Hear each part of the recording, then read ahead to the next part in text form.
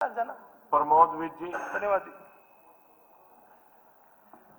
धन्यवाद अध्यक्ष जी, जो मुझे आपने अपनी बात रखने का मौका दिया है।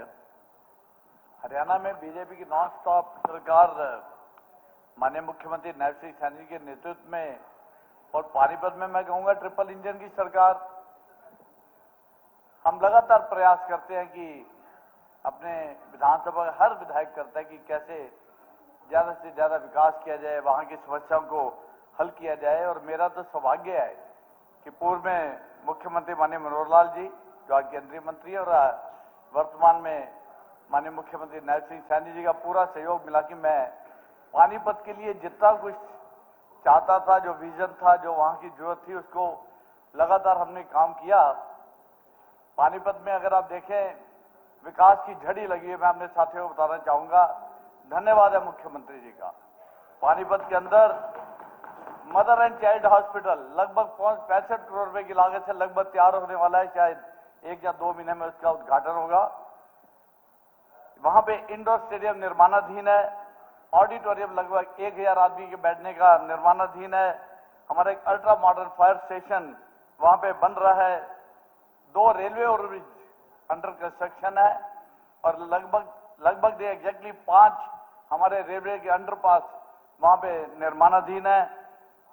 4 लेनिंग पूरे शहर में जितनी भी सड़कें आती है, चाहे गुहाना रोड है, चाहे असंध रोड है, सभी सड़कें, सिरौली रोड है, इसका निर्माण पूरा हो चुका है। 4 लेनिंग से सारा पानीपत शहर जुड़ा हुआ है।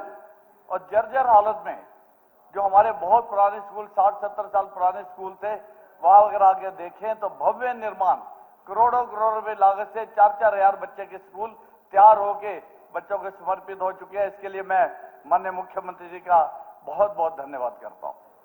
स्पीकर महोदय, जैसा कि आप जानते हैं कि पानीपत औद्योगिक नगरी है, जिस कारण वहां पे लाखों की संख्या में दूसरे प्रदेशों से प्रवासी भाई भी आकर अपना रोजगार करते हैं। इसलिए वहां की अपनी कुछ अलग ही समस्याएं भी हैं, जिन्हें मैं माननीय मुख्यमंत्री जी के आशीर्वाद से निरंतर हल करने का प्रयास करता हूं।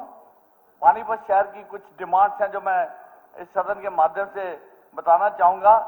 पानीपत एक्सपोर्ट हाउस बहुत ज्यादा है और हमें एग्जीबिशन लगाने के लिए निरंतर नोएडा के अंदर जाना पड़ता है, जिससे हमारा खर्चा भी बहुत होता है और सुविधाजनक नहीं है। 2000 पिछले बजट में मैंने बात अपनी रखी थी कि पानीपत में हमें एक एग्जीबिशन सेंटर चाहिए, जो लगभग 250 करोड़ रुपए की लागत से इसकी डीपीआर तैयार हुई थी। उसका निर्माण बहुत जरूरी है। पानीपत नगरी में पानी की ज्यादा समस्या है। वहां पर मैंने कई बार प्रयास किया और अपनी बात भी रखी है कि हमें जीरो लिक्विड डिस्चार्ज जो प्लांट है लाना पड़ेगा, नहीं तो पानीपत एक बार फिर वहां पानी की इतनी बड़ी दिक्कत होगी कि उसको संभालना भी मुश्किल हो जाएगा। वहां के उद्योगों की एक डिमांड है कि हमें कॉमन बॉयलर की एक सख्त जरूरत है और हमारा एक पुराना इंडस्ट्रियल एरिया है, उसकी अपनी ही समस्याएं हैं। और जो मैं मंत्री जी को बताया था मैंने, और उन्होंने वायदा भी ये किया कि एक बार पानीपत आएंगे और समस्या को सुनेंगे। इसके लिए मैं निवेदन करता हूं जल्दी से प्रोग्राम बनाएं। एक मैंने पानीपत के लिए रिक्वेस्ट की थी माननीय मुख्यमंत्री जी, उसकी फिजिबिलिटी रिपोर्ट भी आ चुकी है। पानीपत के अंदर हमें एक महिला कॉलेज चाहिए, तो उसके लिए माननीय हमारे मंत्री महिपाल ढांडा जी से भी बात हुई है, पवार साहब से भी बात हुई थी। तो मैं चाहूंगा कि जल्दी से जल्दी उसका भी समाधान करके दिया जाए। हमारे यहाँ लगभग 4000 लॉयर्स है और उनके बैठने की सुविधा नहीं है। तो मैं सरकार से निवेदन करता हूं कि जो हमारा वहां पे सेक्रेटरीट है, उसके अंदर चैम्बर्स की व्यवस्था की जाए वकीलों के बैठने के लिए। और पानीपत के अंदर जो UHBBN का ऑफिस है, लगभग 1955 या 1960 में बना था, बहुत जर्जर हालत में है। मेरा निवेदन है कि उसको दोबारा से बनाया जाए। एक बहुत ही गंभीर समस्या पानीपत में आई है कि वहां पे पालिका बाजार है, जो लगभग 40-45 साल पुराना है, उसको कंडम घोषित किया गया है। उससे क्या हो रहा है कि दुकानदारों के अपने व्यापार खत्म हो जाते हैं, उनको जाने की कोई जगह नहीं है, कहां जाएंगे। और मैं सरकार से निवेदन करता हूं कि बड़ा सहानुभूति से और सभी व्यापारियों को, दुकानदारों को मिला जाए और उनकी समस्या का सरकार हल निकाल के दे, ऐसा मेरा निवेदन है।